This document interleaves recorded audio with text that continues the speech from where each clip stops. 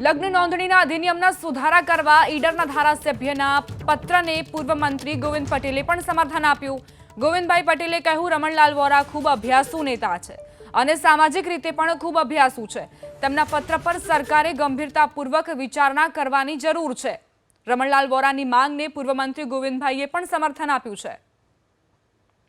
કોઈ પણ જાતની પરમિશન લીધા વગર, પોતાના મા બાપની સંમતિ વગર, મા બાપને કીધા વગર દીકરીઓ જે પ્રકારે બારોબાર લગ્ન કરે છે એના અંગેની આજની તાતી જરૂરિયાત છે સમાજની કે મા બાપની પરમિશન વગર કોઈ પણ સમાજની કોઈ પણ જગ્યાએ કોર્ટમાં કે રજિસ્ટ્રાર ઓફિસમાં એની નોંધણી થવી જોઈએ નહીં। એ આજની એ જરૂરિયાત છે અને એ વહેલી તકે સરકાર જો કાયદો લાવે તો સમાજના બહુ ઉત્કૃષ્ટ કાર્ય કર્યું ગણાશે।